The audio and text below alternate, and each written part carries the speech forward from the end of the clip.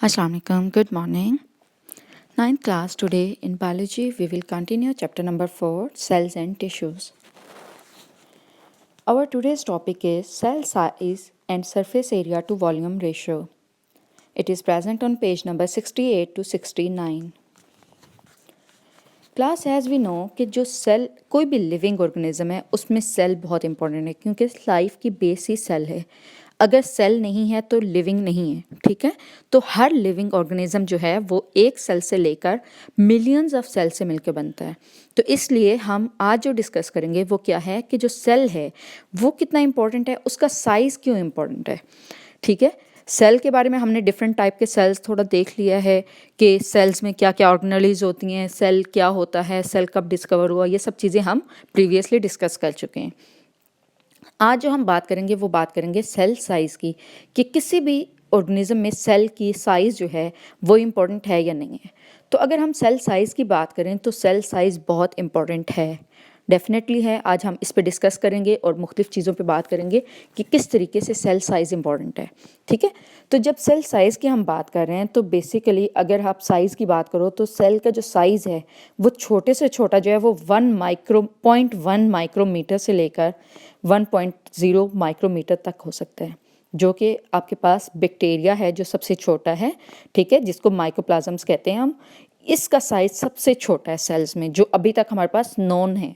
ठीक है, living organisms में. और अगर सबसे बड़ा सेल कोई बात की जाए तो वो बर्ड्स का एग होता है. ठीक है, बर्ड्स एग में अगर आप देखो तो आपके पास जो ऑस्ट्रिच है उसका एग सबसे बड़ा कंसीडर होता है. ठीक है, तो वो सबसे बड़ा साइज़ में होता है सेल, क्योंकि वो एक सेल होता है. आपको पता है ना, जो एग है, एग सेल जो होता है वो पूरा एक ही सेल होता है. ठीक है, तो वो सबसे बड़ा आपके पास बर्ड्स का होता है. देन अगर आप बात करो लॉन्गेस्ट सेल्स क्या मतलब होता है, सबसे लंबा वाला सेल किसका होगा, तो वो मसल सेल्स का और नर्व सेल्स का होता है. ठीक है, जो ह्यूमन बॉडी में प्रेजेंट होते हैं. मसल सेल्स क्या, जो हमारे मसल्स हैं.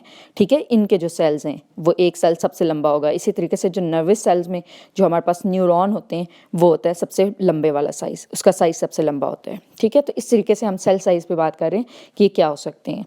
अब जब सेल साइज़ की हम बात कर रहे हैं तो हमने ये रिलेट करना है, जो क्वेश्चन नंबर 27 आपका बनेगा कि how cell size is related to cell function, कि सेल साइज जो है वो सेल फंक्शन के साथ कैसे रिलेट कर रहा है या कैसे उसके साथ इंपॉर्टेंस है इसकी. जो अभी हमने सेल्स पढ़े हैं इन्हीं के लिहाज से हम थोड़ा सा डिस्कस करेंगे इस पर कि जो फंक्शन के लिहाज से हैं. जैसे बर्ड का एग है हमारे पास, वो बहुत बल्की होता है, यानी कि बहुत बड़ा होता है. तो उसका रीज़न क्या होता है, क्योंकि उसने यंग को डेवलप करना होता है, यानी कि बेबी को डेवलप करना होता है उस सेल से. तो उसको न्यूट्रिएंट चाहिए होती है, बहुत ज़्यादा फूड चाहिए होती है. ठीक है, तो लार्ज अमाउंट ऑफ न्यूट्रिएंट उसमें सेव होता है, इसलिए जो एग सेल है बर्ड का वो बहुत बड़ा होता है.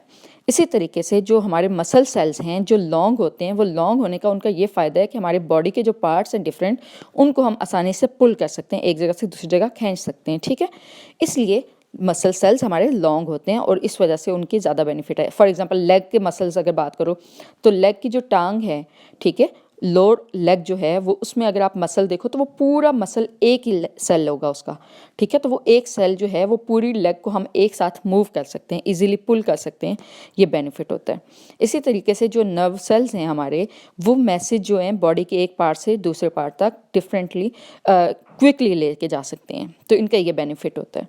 इसी तरीके से अगर स्मॉल साइज़ है, जिस तरीके से ब्लड सेल्स हैं, रेड ब्लड सेल्स हैं, उनका साइज़ बहुत छोटा होता है. मसलन उनका साइज़ जो है 18 माइक्रोमीटर तक होता है डायमीटर में. उसका ये फ़ायदा होता है कि वो जो ब्लड सेल्स हैं वो आसानी से आपके जो कैपिलरीज हैं, जो कि सबसे स्मॉलेस्ट ब्लड वेसल्स होती हैं, उनके अंदर भी मूव कर सकते हैं. तो इसलिए हर सेल जो है उसकी अपनी एक इम्पॉर्टेंस है. अगर वो छोटा है तो उसके लिहाज से उसकी इम्पॉर्टेंस है, और अगर वो बड़ा है तो उसके लिहाज से उसकी इम्पॉर्टेंस है. ठीक है, तो अल्लाह ताला ने हर चीज़ को जो बनाया है वो सेल्स को उसी लिहाज से उनके जो साइज़ है वो मैटर करता है. ठीक है, अब सेल साइज़ पे आई होपफुली कि आपको क्लियर हो गया है. अब जो हम बात करेंगे वो बात करेंगे surface area to volume ratio. तो हमने ये एक्सप्लेन करना है कि surface area to volume ratio जो है वो सेल साइज़ को क्यों लिमिट करता है या कैसे लिमिट करता है. ठीक है, उसकी फिक्स कैसे करता है, हम उस चीज़ के बारे में एक्सप्लेन करेंगे. इसमें जब हम बात करें तो हमें ये पता है कि ज़्यादातर जो सेल्स होते हैं हमारी बॉडी में वो स्मॉल साइज़ में होते हैं. ठीक है, और उसकी वजह से उनका वॉल्यूम क्या होता है, वो ज़्यादा होता है. ठीक है, तो जो स्मॉल सेल्स होते हैं उनका वॉल्यूम ज़्यादा होता है, इस वजह से वो स्मॉल इन साइज़ भी होते हैं, ठीक है। इसको हम थोड़ा सा इस पिक्चर्स के ज़रिए एक्सप्लेन करते हैं। फॉर एग्जांपल एक सेल है जिसका साइज़ टोटल, ये एक सेल है, ठीक है, ये वाला, सॉरी, ये देखें, ये पूरा एक सेल है, जबकि यहाँ पे आप देखो तो ये आपके पास 27 सेल्स हैं, ठीक है। लेकिन स्पेस कितनी है, जितनी स्पेस ये एक सेल ले रहा है उतनी ही ये सेल ले रहे हैं, ठीक है। लेकिन वॉल्यूम जो है वो इनका ज़्यादा है, जगह उतनी ले रहे हैं जितना एक सेल ले रहा है, उतनी ही ये सारे मिल के ले रहे हैं, लेकिन वॉल्यूम उसका कम है बड़े वाले सेल का, और जबकि ये छोटे सेल जो हैं वो मिल के टोटल वॉल्यूम जो है वो इतना बना रहे हैं, यानी कि 16,200 बना रहे हैं, ठीक है। अब हम इसको थोड़ा सा एक्सप्लेन यहाँ पे कर रहे हैं।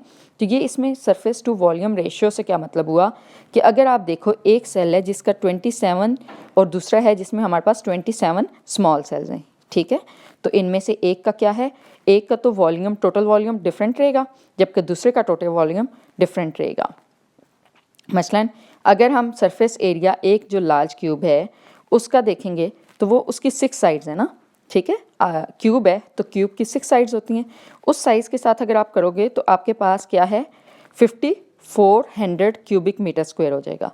जबकि सरफेस एरिया एक स्मॉल जो क्यूब है उसके भी 6 सरफेस हैं, लेकिन साइज़ उनका 10 था, तो उनको करोगे तो 600 आ रहा है। जब आपके पास ये 600 के 27 क्यूब्स हैं तो उनको मल्टीप्लाई करो तो वॉल्यूम आपका कितना बढ़ गया, 16,200 हो गया।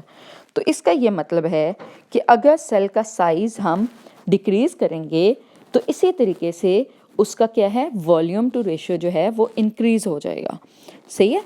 तो जो जितने भी हमारे पास ऑर्गेनिजम्स होते हैं उनमें क्या होता है कि हमें जितनी ज़्यादा चीज़ भेजनी होती है तो हम उसको उसी लिहाज से उसका साइज़ छोटा हो जाता है ताकि उसका वॉल्यूम ज़्यादा बढ़ सके, ठीक है।